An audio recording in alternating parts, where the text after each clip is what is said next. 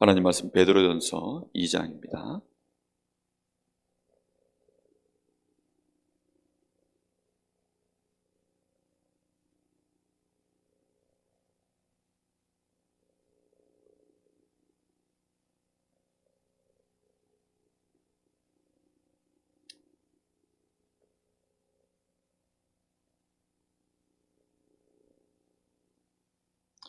베드로전서 2장 1절 2절 우리 두 절을 다 같이 보겠습니다.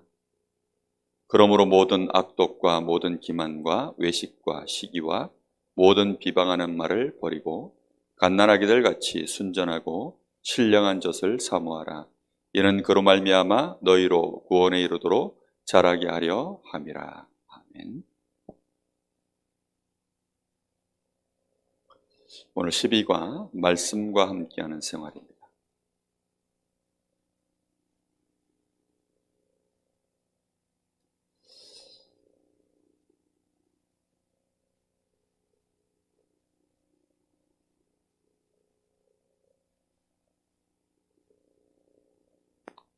말씀과 함께하는 생활. 우리 사역자들뿐만 아니라 우리 새가족들이 말씀이 뭔지에 대하여 정확하게 좀 이해를 해야 되겠습니다. 말씀에 대하여 잘 모르면 아무리 성경을 보고 말씀을 받아도 그 말씀 속에서 길을 찾지 못하고 답을 얻지 못하고 하나님의 시간표도 맞출 수가 없게 됩니다. 그래서 말씀에 대하여 제대로 이해를 해야 거기에서 기도도 올바르게 할 수 있고 실제 하나님의 증거도 올바르게 응답되어집니다. 자, 그래서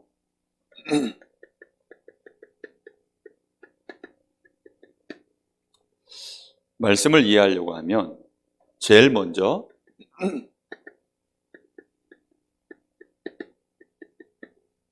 말씀의 배경을 이해하면 이제 이 흐름을 정확하게 볼 수 있습니다.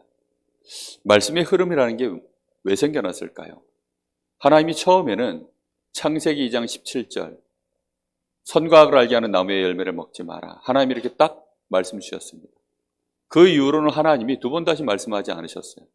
근데 그 이후로 성경에 보면 사건 하나가 일어났는데 그 이후로 하나님이 말씀을 주셨죠. 분명히 우리가 알아야 됩니다.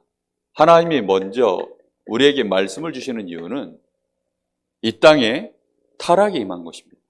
타락이라는 것은 딴 게 아닙니다. 하나님의 말씀에 대하여 범죄하는 사건이 벌어진 거예요. 하나님은 처음부터 우리에게 말씀을 주시고 그 말씀을 언약으로 붙잡고 굳게 지키고 있으면 하나님이 원래 우리에게 주신 모든 축복들을 다 누리도록 하나님과 함께하는 비밀을 누릴 수 있도록 하나님이 그렇게 하셨어요. 그게 우리 사람에게 주신 축복입니다. 그런데 이 말씀을 놓침으로 인해서 우리 사람이 하나님 자리에 하나님과 함께할 수 있는 자리에서 떨어져 나온 거예요. 그걸 보고 타락이라고 하거든요. 이렇게 되어지면 타락하면 반드시 범죄하면 뭐가 오게 되어 있습니까? 멸망 재앙이 오게 되어 있어요. 그러니 멸망과 재앙이 들어오니까 이때 이제 사람들이 그 마음의 심령 속에 뭐가 시작되는 거죠? 하나님을 향하여 다시 마음이 돌이켜지는 거예요. 이거 큰일 났구나. 이게 도대체 무슨 문제냐? 이 문제에 대해서 해결할 길도 없고 답도 없는 것이 그게 재앙이거든요. 그럴 때 이제 사람들이 하나님을 향하여 그 마음이 향하는 거예요. 회개했다라는 것은 내가 회개합니다고 해서 회개가 되는 게 아니에요. 사람들은 내가 잘못해놓고 예를 들어 아들이 저한테 잘못해놓고 아빠 잘못했어야 한다고 해서 받아줄 수 있는 게 있고 받아줄 수 없는 게 있잖아요. 무조건 다 용서하는 게 아닙니다. 그런데 하나님을 향하여 일단 돌아설 수 있도록 그 중심이 되어져 있어야 거기에 이제 하나님이 뭘 주시냐는 거면 거기 그들에게 하나님이 약속하시는 것이 뭐냐면 거기로부터 너희를 구원해 내겠다는 것입니다. 말씀의 흐름이 이렇게 가고 있어요. 우리에게 구원의 길을 여시겠다는 겁니다. 그 구원의 길을 약속이 바로 복음이에요. 그리스도를 보내서 너희를 위하여 내가 구원의 길을 열겠다는 것입니다. 그래서 이 구원의 축복을 언약으로 붙잡은 자들이 회복되어지는 역사가 일어나는 거죠. 그래서 이 사람들이 구원을 받고 축복을 받는 것입니다. 이 축복을 받고 이들이 이 복음의 증인으로 딱 서는 것이 이게 성경의 66권의 흐름이에요. 처음부터 이어지는 흐름입니다. 이거는 66권의 흐름이기도 하고 한 개인의 흐름이기도 하고 한 시대의 흐름이기도 하고 항상 모든 흐름은 이렇게 가고 있어요. 그래서 우리가 전도할 때에도 사람을 볼 때 이 눈을 가지고 봐야 됩니다. 이 사람이 지금 타락을 하고 범죄했는데 그게 문제가 아니라 그걸로 인해서 자신의 인생 속에 얼마만큼 지금 어려움과 문제들이 찾아왔는가. 이 사람의 심령이 얼마만큼 지금 갈급해져서 하나님을 향하여 말씀받을 영적인 상태가 되어져 있는가. 이 사람의 심령이 지금 가난해져 있는가, 애통해 있는가, 얼마만큼 갈급해져 있는가. 거기에 이제 말씀이 들어가는 거거든요. 하나님은 그때 우리에게 말씀을 주시고 그때를 시간표로 보시고 역사하시는 거예요. 그래야만 그때 그 사람이 말씀을 굳게 붙잡고 회복하는 것입니다. 그러면 하나님은 그 사람에게 그 즉시로 역사하셔서 증인되게 역사해 나가시는 거예요. 그런데 이제 얼마 안 가서 또다시 옛 체질이 있다 보니까, 사단이 있다 보니까 또다시 우리도 모르게 또 말씀 놓쳐버려요. 그럼 이리로 또 들어가는 거죠. 그러다 보니까 또다시 어려움이 오고, 그러면 빨리 또 회개하고. 그래서 하나님이 교회를 두시고 목회자를 두시고, 목회자인 저희들도 사실은 이 흐름 속에서 벗어날 수는 없어요. 그런데 하나님이 우리에게 은혜로, 정말 이 복음은 그래서 은혜입니다.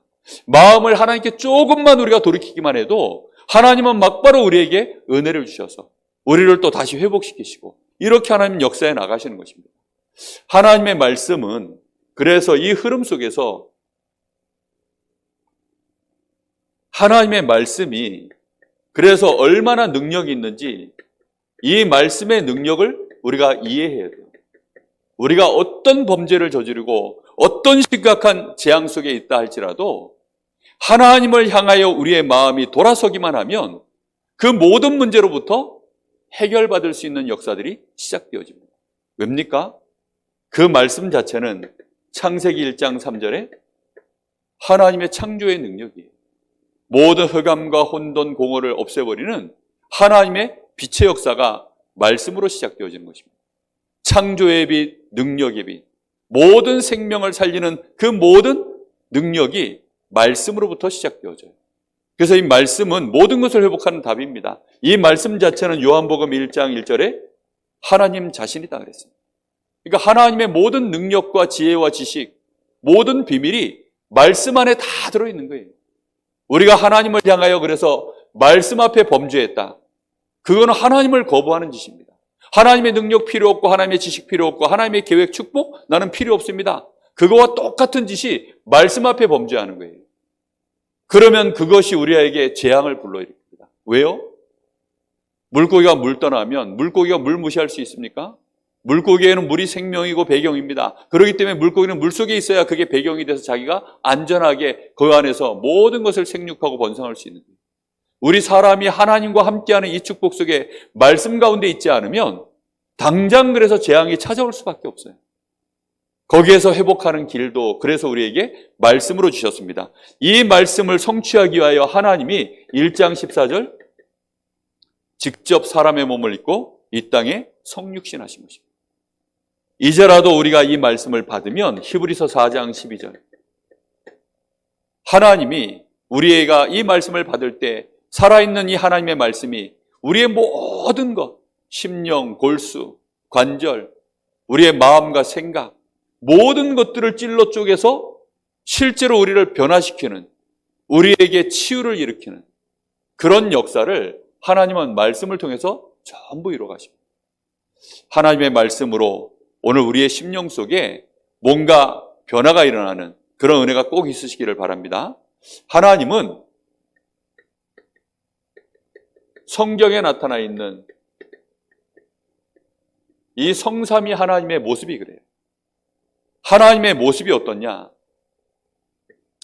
말씀 가지고 이해하지 못하면 성삼위 하나님의 모습을 우리가 올바르게 하나님이 자신을 드러내고자 하는 그 모습으로 이해하지 못하게 됩니다. 하나님이 자기 자신을 우리에게 계시하시는 방법이 말씀이세요. 그래서 성부 하나님은 우리에게 말씀을 주시는 것입니다. 말씀을 주시는 이유는 뭐죠? 하나님의 반드시 이루실 절대 계획을 말씀하시는 거예요. 그래서 이 말씀을 하나님이 주시고 우리로 하여금 그 말씀을 너희가 이루라 라는 것이 아닙니다.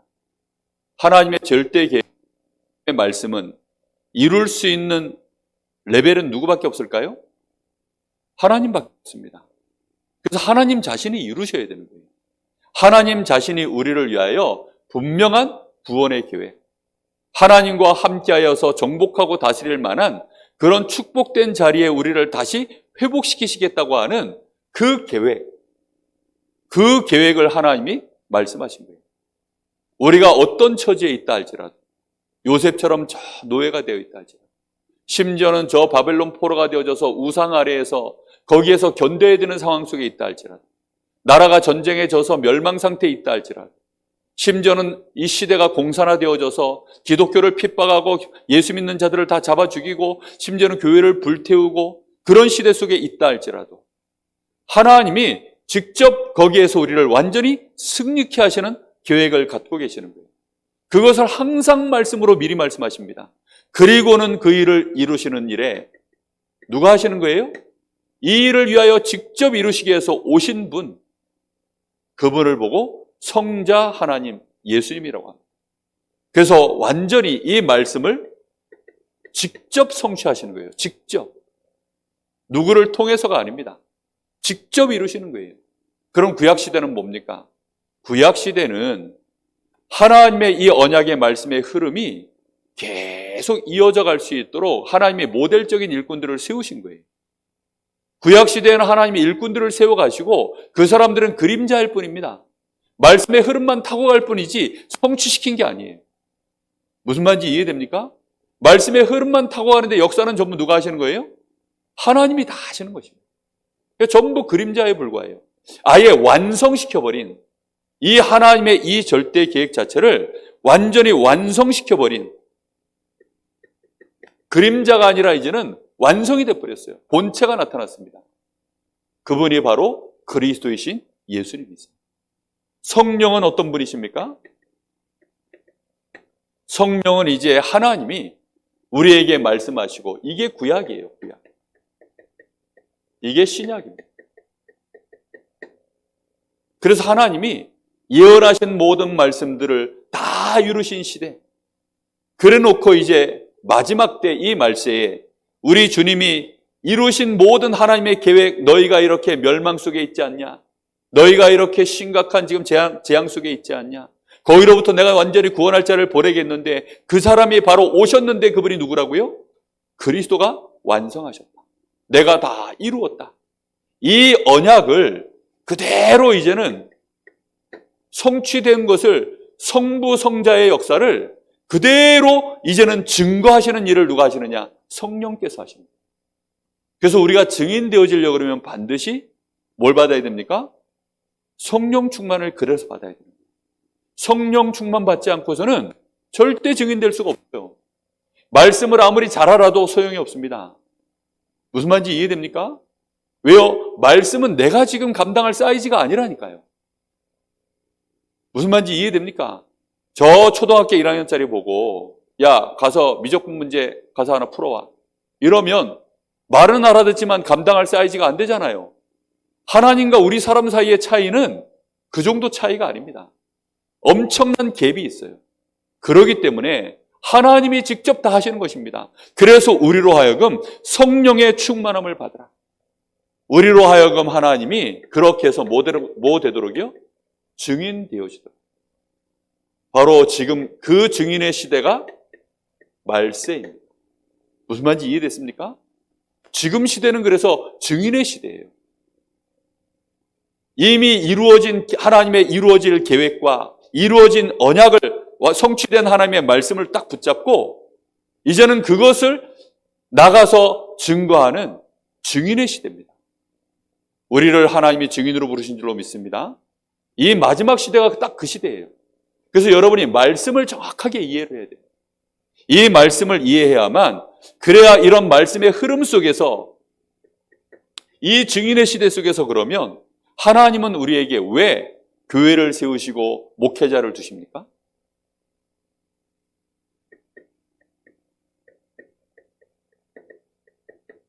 하나님의 말씀, 이 메시지를 이제는 이 메시지가 도대체 뭔지 여기에 대해서 이제는 이해해야 됩니다.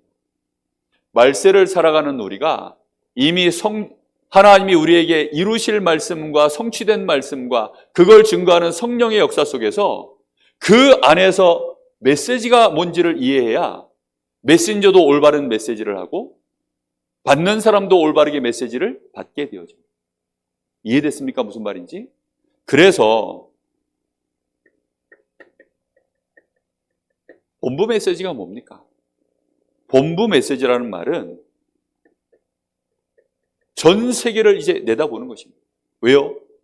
세계복음화 해야 되니까. 그렇죠? 세계복음화 해야 되기 때문에. 그래서 세계복음화를 위해서 전체가 원네스에서 가는 것입니다.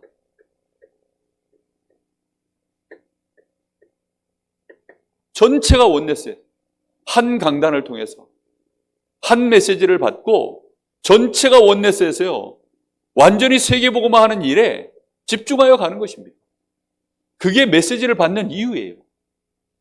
메시지를 듣고 나서 이렇다 저렇다 이것은 뭐 나하고 맞다 안 맞다 그런 계산하라는 뜻이 아닙니다. 예를 들어 이번에 장로 수련회 현장의 시대적인 문제 이거 해결사 이런 메시지들이 나왔잖아요. 말씀들을 받고요. 우리 교회 장로들은 다 우리 모든 장로님들이 이 말씀을 받고 어떻게 하면 그러면 여기에 원넷에서 함께 갈 것입니다. 이런 언약을 딱 붙잡아야 됩니다. 왜요? 이 시대의 하나님이 지금 이 말씀은 이미 다 성취되어졌어요. 그러면 이 성취된 말씀을 어떻게 지금 전 세계에 세계복음하는 일에 우리 장로들이 그 역할을 감당할까? 무슨 말인지 이해됩니까? 그거 하라고 본부에서 메시지가 나오는 거예요. 자, 간단하게 얘기하자면 할 얘기가 많지만 간단하게 얘기하면 그렇다는 것입니다. 강단 메시지는 뭡니까? 강단 메시지는 우리 교회를 향한 하나님의 시간표, 하나님의 말씀입니다. 메시지라는 것은 뭐냐면 지금 가야 될 길, 그리고 지금 우리가 해야 될 미션, 그리고 실제, 현재 해야 될 시간표. 이제 이걸 정확하게 던지는 게 메시지예요. 이게 안 맞으면 메시지가 되질 않습니다. 왜요? 나한테 딱 맞아야 이게 메시지지. 안 그렇습니까? 내 마음에 맞는 말을 해야, 나의 상황에 맞는 말을 해야 이게 딱 맞는 거 아니겠습니까? 예를 들어 좀 면허증도 없는 저 종원이한테 야 가서 저 차 좀 파킹하고 와. 이러면 말은 맞지만 시간표가 안 맞는 거예요. 어떻게 해야 되는지도 알지만 실제로 본인은 할 수가 없는 거예요. 그럼 그 메시지를 듣고요. 퀘스천 마크가 딱 생깁니다. 우리 본부 메시지가 우리 단체가 우리 다락방 안에 모든 지금 연합되어 있는 교회, 특히 목회자, 중직자, 사역자들 말씀 듣고요. 흐름 타야 됩니다. 흐름. 반드시 흐름을 같이 타야 돼요. 그래서 당연히 산업선교회 이 토요일 날 나오는 메시지 있죠. 이 네 가지 메시지는 절대 놓치시면 안 돼요. 산업선교, 렘넌트 전도화, 렘넌트 운동 해야 될 거 아닙니까? 그리고 핵심, 그리고 세계복음화를 위해서 지금 저 중국 복음화 해외의 중요한 일꾼들을 위해서 던지고 계시는 흩어진 제자. 그리고 이제 메시지 하나 더 하셔야 된다고 했습니다. 제가 발음을 정확하게 못 들어서 중직자 편지인지 중직자 편집인지 이번에 장로 메시지에서 나왔는데 편집이에요? 편지예요? 편지예요? 네, 편지. 중직자 편지. 메시지 하나 더 하셔야 된다. 왜요? 중직자 시대 가야 되니까. 중직자들이 원넷에서 가야 되니까. 어쨌든 중직자를 위한 메시지. 지금 세계에 흩어져 있는 흩어진 제자들을 위한 메시지. 그리고 지금 전체 우리 다락방 안에 우리 모든 중요한 일꾼들을 위한 핵심 멤버들을 위한 핵심 메시지.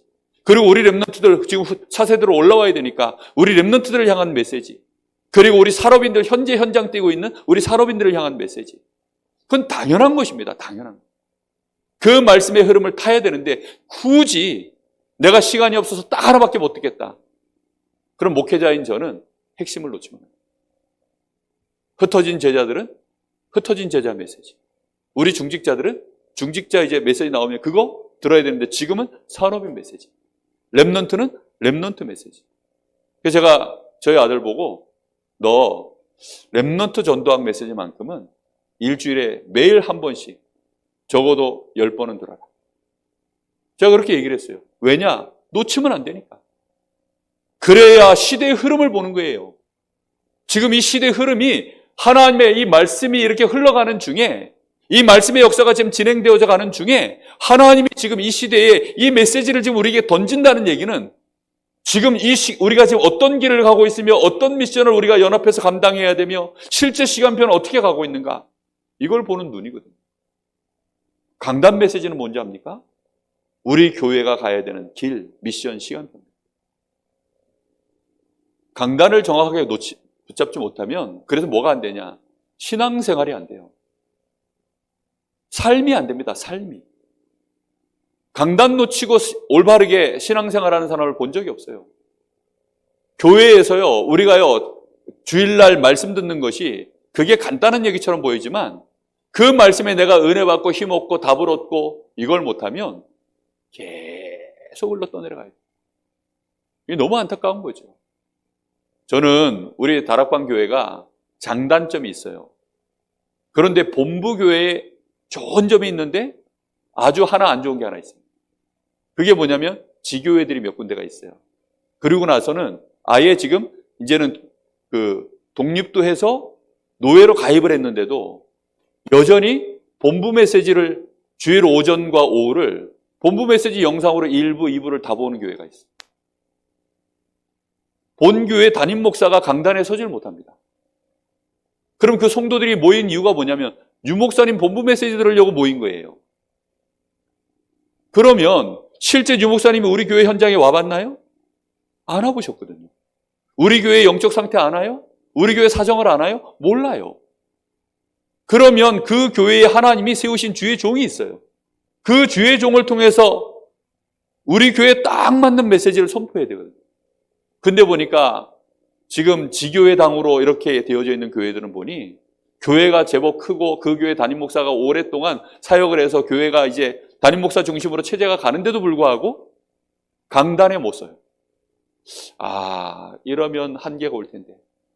그러니요, 교회가 항상 시끄러워요. 성도들이 안정이 안 돼 있어요. 매번 이리저리 떠돌아다닙니다. 그래서 떠돌던 사람들이 거기 가요. 그래서 우리가 받을 메시지는 유목사님 메시지밖에 없다. 이런 식으로. 말씀 자체를 아예 못하는 거죠. 말씀이 도대체 뭔지, 메시지가 뭔지 아예 몰라요. 말씀과 메시지는 다릅니다. 무슨 말인지 이해됩니까? 말씀의 흐름은 이렇게 가는 거예요, 지금. 근데 역사는 누가 하시느냐? 하나님이 누군가 한 사람을 세워서 시대를 끌어야 되고 지역의 교회를 끌어야 될 거 아닙니까? 그게요, 메신저예요, 메신저. 이해됩니까? 그래서 지금 이 시대에 우리가 류 목사님을 이게 아니라 이 시대와 세계의 복음화를 위해서 하나님이 세우신 메신저이기 때문에 원네스에서 가자는 것입니다. 교회도 마찬가지입니다. 그래서 교회의 중직자들이 이 눈을 못 뜨면 교회가요, 복을 받지 못해요. 하나님의 축복이 임할 수가 없습니다. 우리 모든 이 교회, 특히 우리 장로님들, 그리고 중직자들, 우리 성도들, 렘넌트들 꼭 기억해야 됩니다. 강단이 뭔지를 이해해야 돼요. 이게 안 되면 원네스 됩니까? 본부하고? 왜 교회가 무너지는데 어떻게 이걸 합니까? 미자립인데 어떻게 이걸 하겠어요? 교회가 자립이 되어지려고 그러면 강단 메시지를 제대로 타는 일꾼들이요, 10명 이상 일어나면 됩니다. 왜요? 11조 개념이에요. 11조 개념. 일꾼도 11조 개념입니다. 10명 이상만 일어나면 돼요. 본부가 세계복음 하려고 그러면요, 10%만 할 수 있으면 됩니다. 다 10% 개념이에요. 10%. 정말로 이 비밀을 깨닫기를 바랍니다. 현장 메시지는 뭐냐? 현장 메시지는요, 그 현장에 내가 있는 그 지역, 내가 있는 그 지역과 그곳을 향하여서, 여기는 메신저가 누구냐면 사역자입니다. 사역자. 내가 있는 그곳에 있는 사역자. 그래서 훈련받으신 이 말씀의 흐름을 알고 이 말씀으로 답을 내려서 이 메시지를 가지고 본부와 강단의 흐름을 정확하게 알고 있는 요 사역자가 내가 있는 지역에 꼭 필요한 메시지, 예를 들어 내가 만나고 있는 요 사람, 내가 지금 만나고 있는 이 사람의 문제, 이런 것들을 보면서요, 그 사람에게 내가 메시지를 해줄 수 있다면 그 사람이 전도자예요. 무슨 말인지 이해됐습니까? 꼭 기억하셔야 돼요. 단순히 기도 수첩이 오늘의 메시지, 현장 메시지가 아니라니까요. 정확하게 이 메시지라는 것이 뭔지를 이해를 하셔야 돼요. 요거는 그래서 개인입니다. 개인 사역자. 현장 사역자, EBS 사역자. 정확하게 말하면 EBS 사역자예요. 다락방 사역자, 미션홈 사역자. 전부 평신도들입니다. 요거는 평신도. 여기는 목회자. 여기는 본부. 요렇게 메시지 흐름이 가는 거예요. 자, 이렇게 되어져야 그제서야 이제 뭐가 제대로 나오기 시작하냐면, 제가 오늘 전체를 한번 말씀이 뭐다라는 거를 한번 이해시키려고 좀 전체 흐름을 쭉 얘기하는 겁니다. 요거 말씀 마음에 잘 담아두시고 늘 기억하셔야 돼요. 이 흐름을 이해하지 못하면 도대체 본부 메시지는 뭐며, 강단은 뭐며, 현장 메시지는 뭐며, 하나도 이해가 안 된다니까요. 이때 이제 올바르게 나오는 게 이게 사모늘이에요. 사모늘이라는 것이요, 이런 흐름을 이해하지 못하면, 아니 오늘을 어떻게 제대로 봅니까? 흐름을 못 보는데 어떻게 내가 오늘을 봐요? 그래서 사모늘이라는 것은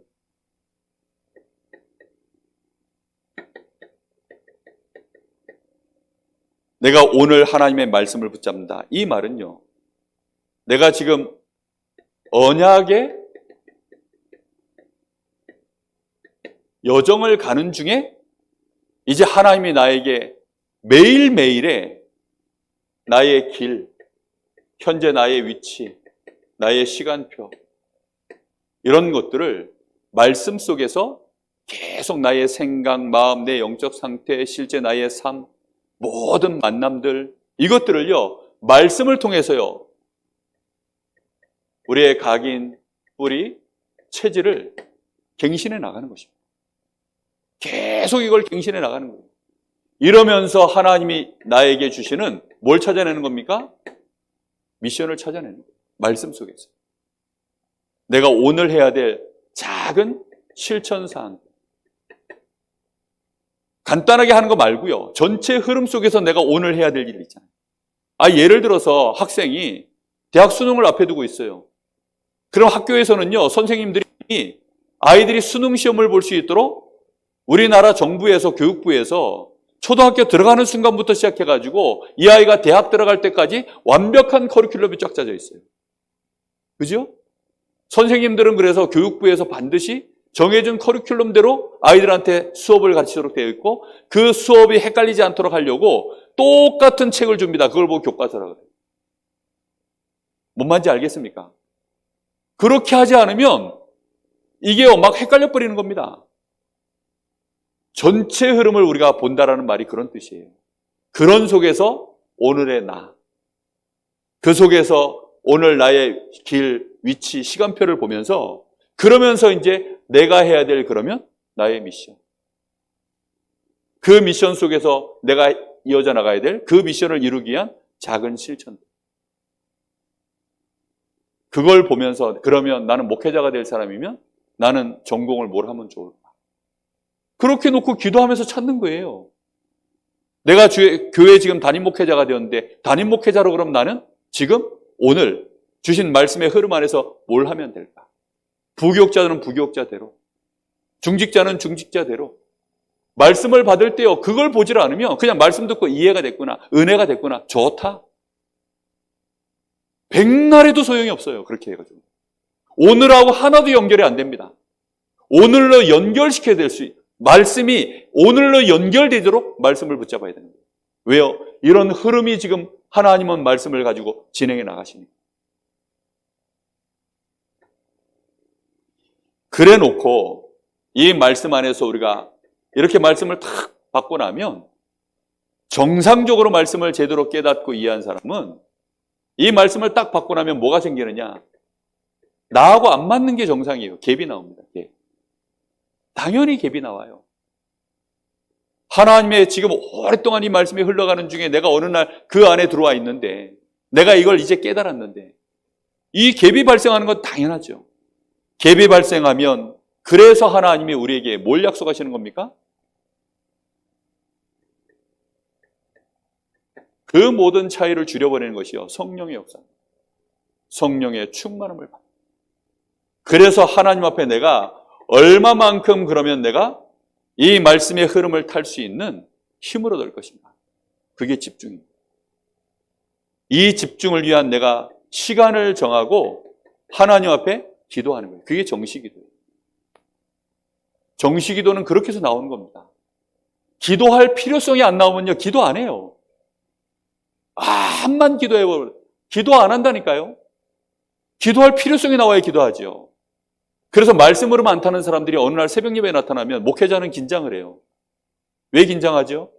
말씀 흐름을 타는 사람이 새벽 예배에 나오면 저분이 드디어 뭔가 중요한 미션을 붙잡고 집중 기도할 시간 이유가 있어서 나오셨나 보다 이렇게 볼 텐데, 말씀 흐름 전혀 안 타시는 분이 갑자기 새벽 예배에 나타나면 그래가지고 막 나와서 열심히 기도합니다. 막 이러면 집에 문제가 터졌구나. 분명히 그렇게 딱 보여져요. 아니라 다를까 보면요, 문제 터졌어요. 그럼 해결됐냐? 해결됐으면 다행인데 해결한다면 결국은 교회 떠납니다. 그게요, 말씀 놓치면 벌써 이미 타락한 거고, 말씀 놓치면 당연히 문제 온 겁니다. 그럼 빨리 어디로 돌아가야 돼요? 말씀으로 돌아가도록 도와줘야 돼요. 그래야 이 사람이 문제 해결을 받거든요. 근데 그렇게 안 되어지면 결국은 놓쳐버려요. 그래서 그런 일들을 우리가요, 그 갭을 빨리 내가 거기서 빠져나올 수 있는 답이 뭐냐? 하나님이 우리에게 주신 답, 성령 충만. 말씀은 되게 간단하잖아요. 우리가 늘 나오는 메시지가 예수는 그리스도밖에 더 있습니까? 세계복음화 이거밖에 더 있습니까? 그런데 그 이미 성취된 그 말씀을 내가 이루는 일에 이제 증인되기 위하여. 현장은 여전히 딱 요 시간표에 있습니다. 현장은요, 지금 심각하게 멸망 상태예요. 여기에 대하여 하나님의 구원 약속이 아직 들어가지도 않았어요.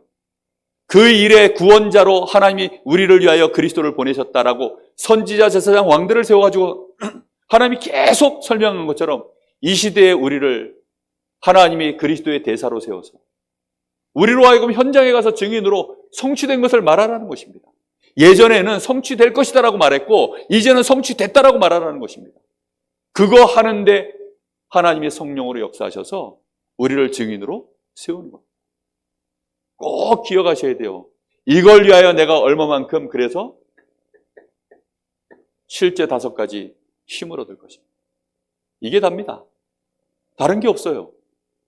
하나님이 이 일을 위하여 우리에게 삼오늘, 매일매일의 우리에게 오늘을 주시는 겁니다. 오늘 내가 얻어야 될 힘, 오늘 내가 누려야 될 하나님이 나에게 주신 축복, 이건 매일매일 누리셔야 돼요. 이걸 못 누리면 또 우리의 생각은 또 딴 데로 또 돌아가요. 말씀과 아무 상관없는 생각의 흐름이 또 갑니다. 생각의 흐름 따라 마음도 가고, 그러면 화날 일 있으면 화내고 짜증날 일 있으면 짜증내고 나도 모르게 기쁜 일 있으면 또 기뻐하고, 그냥 불신자와 똑같은 희노애락을 갖고 살아가는 거예요. 올바른 누림을 가져야 됩니다. 그래서 이거 누리는 시간을 따로 떼야 된다니까요. 저는 여기 우리 가족들이 있지만 틀림없이 제가 얘기할 수 있습니다. 이 시간이 있어요. 반드시 제가 밤에 자기 전에는 이거 하고 잡니다. 이거 안 하고 자면 벌써요, 밤에 잘 때 이미 체질돼 있어서 안 할 수가 없어요. 그런데 이거 하는 시간이 처음에는 저도 어려웠어요. 근데 할 수밖에 없었던 이유, 보이니까. 안 할 수가 없잖아요. 말씀 앞에 서보면. 이거 안 해서는 절대 안 돼요. 단순히 말씀을 받았다는 말은요, 오늘 내가 성령 충만 받으라 그랬지, 메시지가 그래 나왔으니 성령 충만, 이게 아니라니까요. 흐름을 봐야 됩니다. 흐름을 보면 하나님의 말씀 주신 이유가 보이잖아요. 하나님이 나를 이 일에 증인 세우신 이유가 보이잖아요. 현장에 좀 말씀이 끊어져 버렸고, 그래서 재앙이 임했고, 그런데 하나님은 그걸 회복시켰다고 약속하셨고, 그 일을 위하여 하나님은 우리를, 내가 조금만 말씀 앞에 서기만 하면, 힘없기만 하면 우리를 통하여서 회복할 우리를 증인으로 세울 것인데, 한 사람을 세워가지고는 증거가 별로 안 되니까 하나님이 한 나라를 갖다 세워버린 거예요. 그게 유대인들, 이스라엘입니다. 이해됩니까? 무슨 말인지? 하나님이 한 나라를 세운 거예요. 그게 미국이에요. 그게 대한민국입니다. 꼭 기억하셔야 돼요. 한 개인 개인도 하나님이 세운다니까요.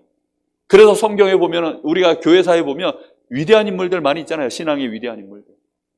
성경에 그거 기록된 사람들은 성경에 나온 인물들이고, 이제는 성경이 완성되어져서 더 이상 성경에 그 이름이 들어갈 이유가 없기 때문에 크로스비도 성경 안은 안 들어갈 뿐입니다. 무슨 얘기인지 이해됩니까? 류광수 안 들어가요. 뭔 말인지 이해됩니까? 이름 없는 70인 제자들 많이 있습니다. 이름 없는 사도들 많이 있어요. 루터 같은 사람들 대단하지만 안 들어갑니다. 안 들어가는 이유가 완성됐기 때문에, 이제는 말세를 살아가는 시대에 우리는 전부 뭐 하면 되냐? 그냥 이미 다 성취됐기 때문에, 그냥 성취됐다가 아니라 구약의 메시지를 이해하고 신약에 성취된 것을 이해하고 그 흐름 속에서 이 말세에 지금 내가 어떤 시간표에 있느냐, 이걸 아는 사람이 오늘을 보는 거예요. 그래서 오늘 내가 누려야 될 것들을 누리고, 그리고 내가 오늘 하나님이 역사하실 것을, 시간표를 보면서 기다릴 것을 기다리는, 기도 속에서 이걸 다 해야 돼요. 기다릴 것 정확하게 못 보면요, 조급해가지고 죽습니다. 하나님이 저에게 주신 은혜예요. 이거 하는데요, 재밌어요. 그냥 기다리는 거예요. 얼마나 재밌는데요. 내가 설치는 만큼, 내가 손대는 만큼 되는 일이 없어요. 결국은 하나님이 정확하게 하시려고 그때마다 다 틀어버리시더라고요. 너무 감사하죠. 그래서 스스로 포기하도록 하나님 만들어요. 결국은 내가 찝쩍거려 봐야 찝쩍거린 만큼 물건이 망가지는구나. 그래서 그냥 내버려둡니다. 사람들은 근데 저보고 내버려두는 줄 알아요. 아닙니다. 기다려요. 누가 하시도록? 하나님이 하시도록. 이걸 못하면 기도하는 사람이 아니에요. 기도하는 사람은 기다립니다. 기도하는 사람은요, 누립니다. 기도하는 사람은 분명히 이 속에 뭘 가졌냐? 분명한 해답. 기도하는 사람은 보여요. 해답이 보인다니까요. 분명히 하나님은 그 사람에게요, 응답하셔요. 반드시 이렇게 되게 돼 있습니다. 오늘의 응답이 있어요. 틀림없이. 이 속에서 이제 하나님은 우리를 증인으로 세워 가시는 것입니다. 오늘 내가 증인되어야 될 일이 있어요. 그렇죠? 누구를 만나든지 내가 오늘 증인되어야 할 일이 있어요. 그 증인 앞에 나를 세우는 것입니다. 그래서 나의 오늘 스케줄을 미리 한번 보는 거예요. 혹시 내가 오늘 누구 만날 일이 있는가? 혹시 오늘 내가 어떤 일이 있는가? 이런 것들을 보면서 이 스케줄 속에서 만남 또는 일, 문제, 이런 것들이 이제 나오겠죠. 특히 내가 예상하지 못했던 사건, 이런 것들이 있겠죠. 이런 것 속에서 하나님은 우리를 이제 이미 나는 가지고 있는 말씀과 힘을 가지고 뭐 하는 거예요? 여기에 간단하게 증인으로, 빛으로 서는 것입니다. 어떤 때는요, 그냥 웃고만 있어도 돼요. 굳이 뭐 말 안 해도. 그냥 편안한 얼굴만 하고 있어도요, 불신자들은 다 보고 있습니다. 그게 증인이에요. 뭐 꼭 말로 해야 메시지입니까? 아니라니까요. 말만이 메시지가 아니에요. 행동 하나, 선택하는 거 하나, 말의 뉘앙스 하나, 눈빛 하나, 그게 전부 증인입니다. 그게 빛으로 나오느냐, 아니면 어둠으로 나오느냐, 그게 문제인 거죠. 만족한 눈빛이냐, 공허한 눈빛이냐, 씁쓸한 웃음이냐, 행복한 웃음이냐, 그거는요, 불신자들이 다 안다니까요. 같이 사는 사람들이 다 알아요. 교인들이요, 목회자 몇 년만 보고 중직자들이 시험 드는 이유, 새가족 되는 목사님이 멀어요. 저희 교회 새가족 한 분이 나이도 많으신데 저하고 통화하면요, 조선시대 사람처럼 저하고 통화를 해요. 늦은 밤에 목사님께 전화를 드려서 굉장히 송구하옵고요, 이러면서 그렇게, 그래서 제가 몸둘 바를 모르겠어요. 그분하고 통화를 하면 막 주무시고 계신 것은 아니셨는지요. 뭐 이러면서 어법이 무슨 조선시대. 그래서 내가 너무 막 몸둘 바를 모르겠어요. 새가족들은요 잘 모릅니다. 담임 목사 서원석이 어떤 사람이 잘 몰라요. 그런데 가까이 보는 이제 중직자들, 뭐 회의를 같이 하고, 뭐 문제를 이렇게 하나 처리하고, 뭐 회의 행사 같은 거, 뭐 교회 일, 뭐 아니면 뭐 여러 가지 이제 그런 거 하나하나 하는 거 보면서 아, 이분이 진짜 말씀 위에 있구나. 이분이 인생이 정말로 하나님 주시는 은혜 속에서 그 힘 가지고 가고 있구나. 이분이 정말로 하나님이 함께 하시는 이 은혜 속에 있는 분이 맞구나. 이거는요, 매일매일에서 삶 속에서 계속 같이 가는 만큼 다 드러나요. 그렇죠? 요셉이 가자마자 증인된 게 아니에요. 보디발의 집에 가가지고 이 말씀의 흐름 속에서 거기서 보디발이 보니까 하나님이 요셉과 함께하네. 그래서 요셉에게 뭔가를 맡기기 시작한 겁니다. 일은 그렇게 가는 거예요. 그렇게 가야 어느 날 그러다가 이제 시간표가 딱 오면 하나님이 보실 때 이 현장하고 이 사람하고 딱 제대로 시간표가 맞을 때 하나님이 모든 걸 틀어가지고 그 증인 중심으로 시대 흐름을 한번 하나님이 확 바꾸는 시간표가 와요. 그럴 때 이제 100년의 응답, 1000년의 응답, 시대적 응답 이런 게 오는 겁니다. 이해되셨습니까? 무슨 말인지. 어느 날 갑자기 내가 길을 가다 보니까 이게 빵 이렇게 오는 게 아니고 하나님이 그걸 바꾼다니까요. 그런 일꾼 나타나요. 그래서 이 안에서 하나님의 천명은 선명합니다. 그런데 중요한 건 뭐냐? 그 일을 위하여 부를 만한 사람이 아직 없어요. 하나님, 이거 콜링이라고 하거든요. 이거 부를 사람이 하나 있어야 되는데 부를 만한 교회가 있어야 되고 하나님이 이 일을 이루기 위하여 부를 일꾼과 교회가 나타나야 돼요. 단체가 있어야 됩니다. 그걸 진짜 하나님이 나를 부르셨구나. 우리 교회를 부르셨구나. 그걸 아는 순간 그걸 보고 사명이라고 하는 거예요. 진짜 이 말씀 흐름과 함께 말씀에 대하여 여러분들과 할 얘기가 정말 많아요. 이걸 간단하게 지금 이거 설명을 딱 하려고 하니까 우리 말씀과 함께하는 생활 이거 지금 본론 들어가야 되는데 벌써 시간이 지금 50분이 됐습니다. 뭐 어쩔 수가 없죠. 무슨 진도 나가는 게 목표가 아니니까. 자, 간단하게 한번 말씀 제목만이라도 잠깐 나눠볼게요.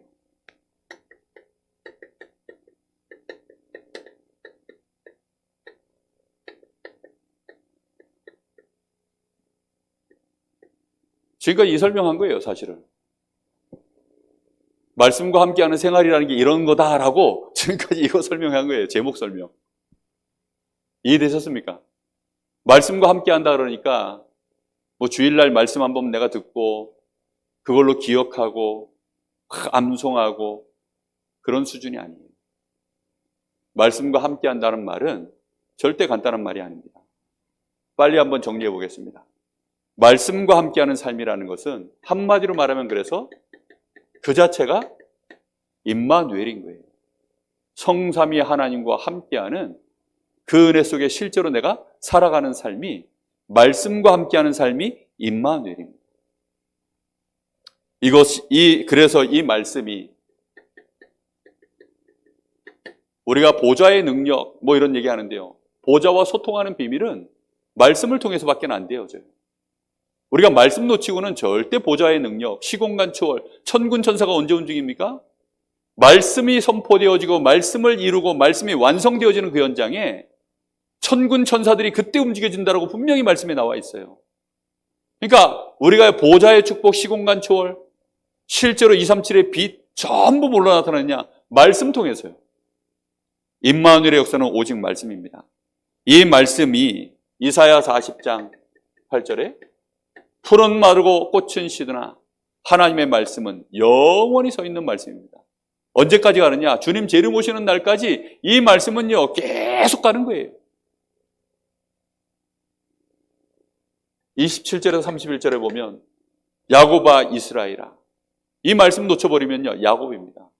이 말씀 딱 붙잡으면 하나님이 증인으로 세워요. 이스라엘입니다. 그래서 사람들이 모르고 우상 숭배하고 있는 그 현장에 소년도 장정도 넘어지고 자빠지고 곤비하고 피곤한데 오직 여호와를 앙망하는 자는 새 힘을 얻으니. 하나님을 정말로 앙망하는 것이 뭡니까? 하나님의 약속의 말씀을 굳게 붙잡고 그거 하나 거기에 집중하는 것이요. 그때 하나님이 뭘 준다고요? 새 힘을 주는 것입니다. 성령 충만 주십시오 한다고야 성령 충만 받는 게 아니라니까요. 성령은 어떤 영이라고요?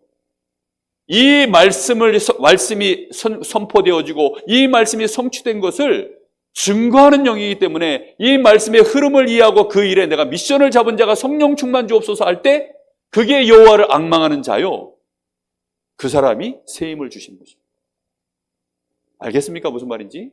그래서 예수님이 3년 공생애를 사시고 실제로 성취를 다 시켜놓고 제자들 감람나무로 불러가지고 미션도 주시고 그리고 나서 뭘 약속하셨어요? 성령의 충만함을 받아.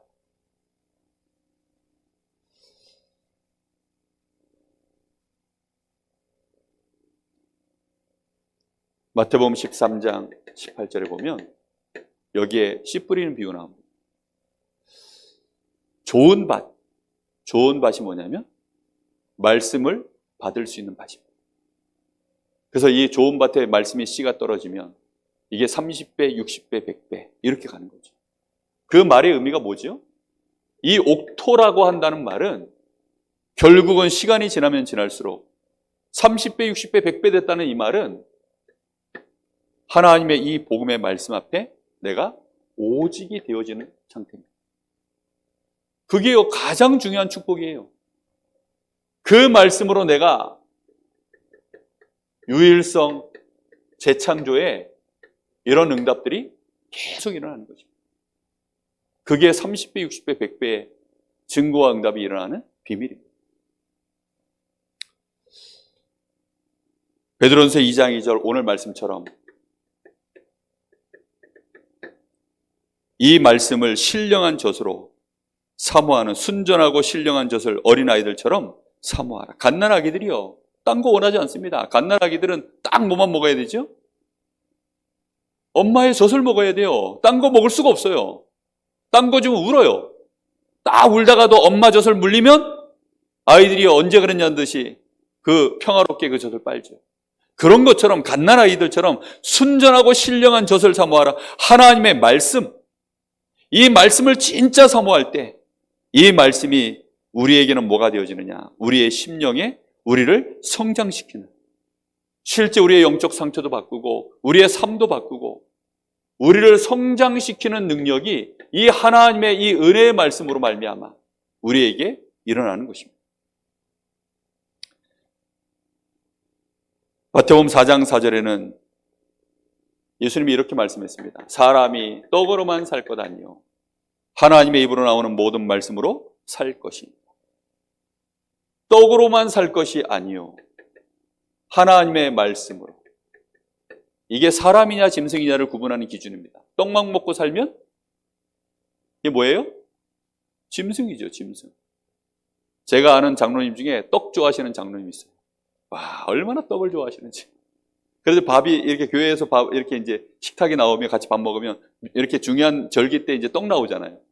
그럼 떡부터 한참 막 떡 가운데 있으면 이제 떡 한참 드세요. 장로님 식사 안 하시고 떡만 드세요. 그러면 아유, 이 떡은 같이 먹는 거니까 요거는 빨리 먹어야 내 거고 밥은 어차피 내 거잖아요. 이러면서 떡을 막 열심히 드세요. 그러고 난 다음에 이제 밥을 드세요. 그래서 그 얘기 듣고 얼마나 웃었는지 농담 삼아 하신 얘기인데 인품이 정말 좋으신 장로님이거든요. 제 은사님이시기도 하고. 근데 그분이요, 떡 얘기만 나오면 그분 생각 딱 나요. 그분이 그럼 떡만 좋아하느냐? 그런 말은 아닙니다. 말씀을 내가 얼마만큼 떡보다 더 사모하느냐? 송이꿀보다 하나님의 말씀이 나에게 더 답니다. 이렇게 되어져야 그 사람이 비전이 있어요. 그 사람에게 희망이 있는 것입니다. 그 사람은 성장해요. 그 사람이 영적인 서밋으로 가는 것입니다. 말씀 놓쳐버리면 끝나는 것입니다. 이 하나님의 말씀은, 성경은, 그래서 이 성경이 뭐가 하나님의 말씀이냐 그러면 성경이 하나님의 말씀이에요. 아시겠습니까? 성경이 하나님의 말씀. 유광수 목사님 말씀은 그건 메시지예요. 아셨습니까? 메시지입니다. 근데 그 메시지 안에 반드시 그래서 뭐가 들어가야 돼요? 말씀이 들어가야 되는데 그냥 말씀이 들어가는 것이 아니라 말씀의 흐름을 정확하게 하나님의 말씀 주신 이유와 정확하게 맞도록 메시지가 나와야 그걸 받는 자가 살아나는 거예요. 그래서 강단이 굉장히 중요한 겁니다. 그냥 열심히 공부해가지고 신학적으로 뭐 이게 맞고 저게 맞고 큰일 납니다. 큰일 나. 제가 유튜브에 많은 목사님들 설교 들어보는데요. 이거 없이 하는 메시지들이 얼마나 많은지 몰라요. 그러니 말씀 듣는 사람들 귀만 커지는 거예요. 귀만. 미션은 안 나와. 귀때기만 커져가지고요. 뭐 말씀이 한 번은 보니까 수요 예배에 그 조회수가요. 폭발적으로 막 보통은 뭐 40회 뭐 많아야 이 정도인데 200몇 회가 뭐 한 이틀 만에 막 이러는 거예요. 이게 무슨 일이야 하고서 봤더니 거기다 몇 사람이 또 댓글을 달아놨더라고. 목사님이 뭐 통성 기도를 하는데 기도문을 보고서 읽느니 어쩌니 그러면서 보고 읽는 게 아니라 여기 아무것도 없어요. 보고 읽지도 않거니와 메시지 내가 여기에 이렇게 적어놨기 때문에 메시지 흐름에 맞도록 내가 기도하려고 보면서 기도하는 거거든요. 메시지 흐름에 맞도록. 근데 목사님이 그걸 보고 읽으면서 기도를 하니 어떠니 시덥지 않은 소리들 막 해놨더라고요. 그 댓글 달아봐야 또 긁어부스럼이기 때문에 그냥 내버려뒀어요. 얼마나 많은 사람들이 도대체 말씀이 뭔지를 잘 몰라요. 성경 속에 분명한 성경은 하나님의 말씀입니다. 이 말씀 속에 하나님이 우리에게 주실 때는 그냥 기록한 것이 아니라 그래서 디모데후서 3장 15절 하나님의 감동으로 하나님의 영감으로 기록하도록 했습니다. 이사야 43장 16절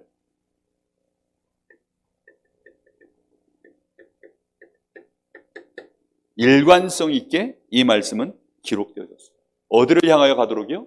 요한복음 20장 31절 이 말씀을 기록한 이유 너희로 하여금 예수가 그리스도이심을 믿어 너희가 구원에 이르는 믿음을 얻게 하려고 말씀을 기록했다라고 요한복음 20장 31절에 정확하게 성경 기록의 일관성을 얘기했습니다.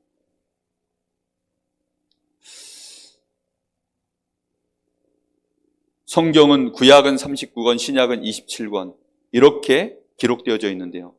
그래서 구약을 BC, 신약을 AD 이렇게 표현하죠. BC는 Before Christ, 그리스도 오시기 전. 아도니 도미네인가요? 이게 뭐죠? 이거 D? 도미네 맞죠? 예. 아도니 도미네. 주님이 오신 후. 이런 의미입니다. 잘 안 쓰는 단어가 돼가지고. 그래서 그리스도 오시기 전. 그리고 그리스도가 오셔서 주님 되시고 난 이후. 이렇게 시대가 딱 갈려져서 성경의 흐름은 가고 있습니다. 그렇다고 한다면 정말 중요한 게 뭐냐면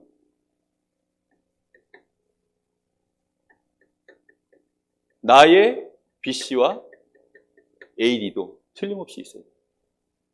내 인생에 그리스도를 만나기 전, 그리스도를 만나고 난 이후에 그리스도가 나의 주인 된 이후, 거기에 대하여 나도 분명하게 정리되어 있어야만 내가 올바른 증인이 되어지는 것입니다.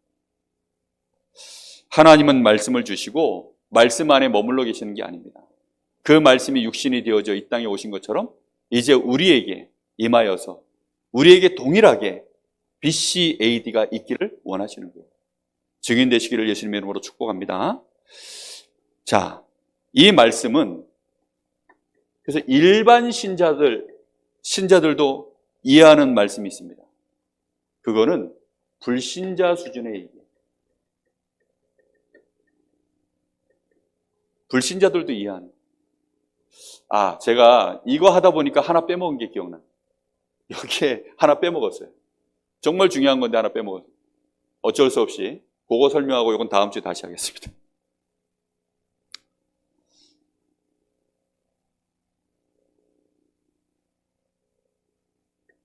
여기다 할게요. 이 지금 몇 번에 했죠? 5번이죠. 그럼 도대체 율법은 뭡니까? 이거 이 흐름 속에서 얘기를 했어야 이게 딱 붙어 들어가는데 이 어쩌다가 제가 놓쳐버렸는지 모르겠네. 자, 율법은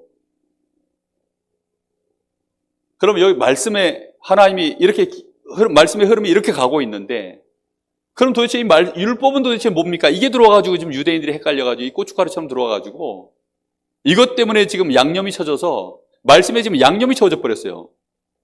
말씀의 흐름에 이게 뭔가가 지금 양념이 쳐진 것처럼 돼가지고 사람들이 이게 도대체 뭐에 쓰는 물건인고 헷갈리기 시작했습니다. 율법 때문에. 율법은 뭐냐면 우리의 영적 상태를 너무 잘 아시고 사단이 존재하고 죄가 존재하고 우리가 연약한 육신을 갖고 있는 걸 하나님이 아시고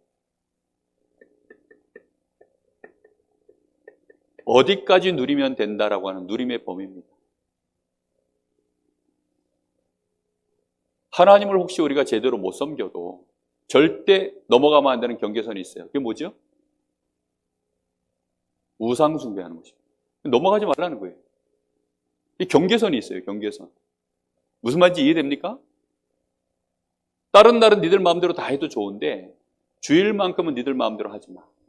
이 경계선, 안식일을 거룩히 지켜라, 이런 말이 다 그런 메시지입니다. 경계선이에요. 경계선. 그 경계선 넘어가면 어떻게 되죠? 그건 이제 그때부터는 심각한 문제가 오는 것입니다.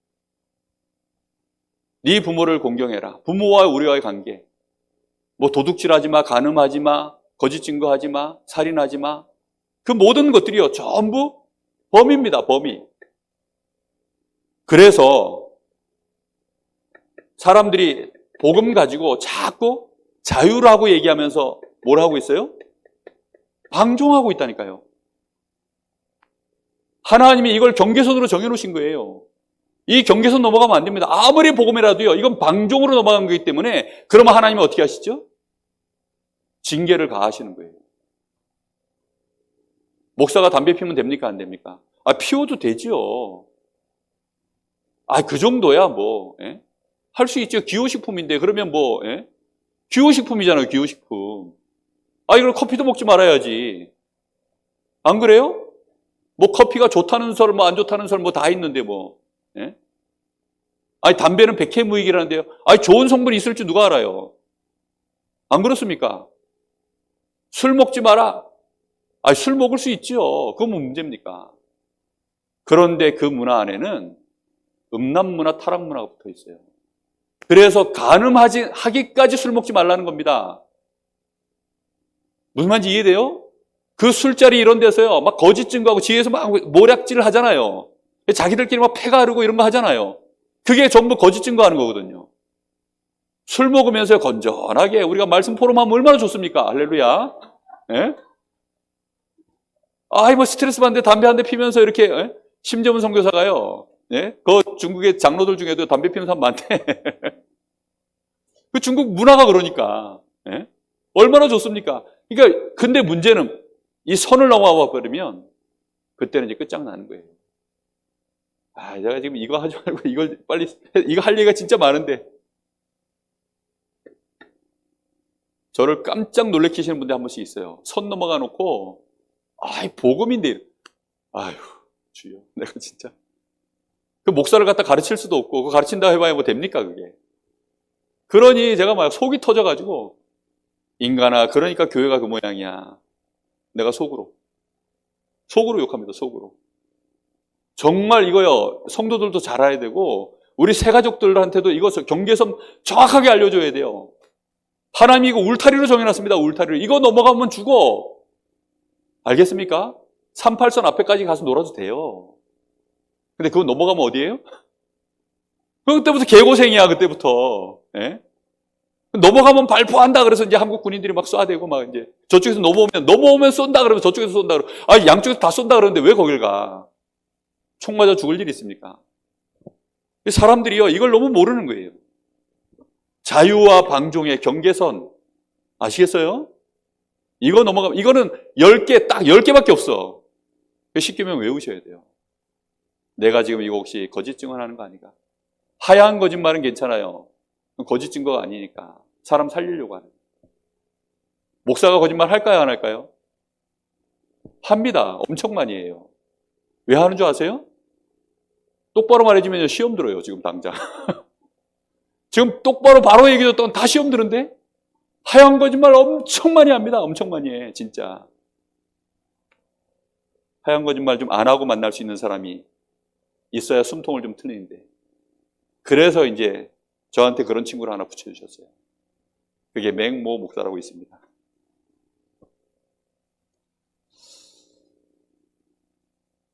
이거는 그래서 뭐가 아니냐? 구원의 기준이 아니에요. 아시겠습니까? 구원의 기준이 아닙니다. 이 말씀은 율법 주실 때 불신자에게 준 게 아니에요.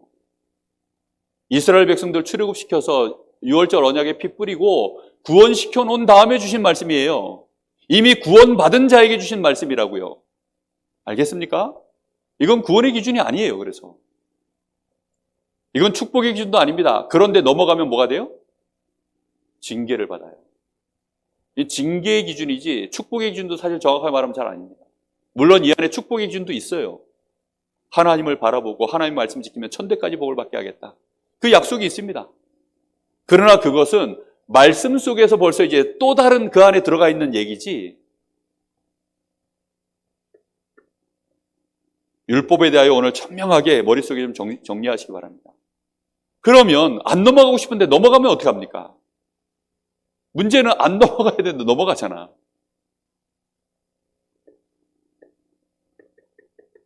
그걸 보고 이제 영적 상태를 구분하는 거예요. 그걸로.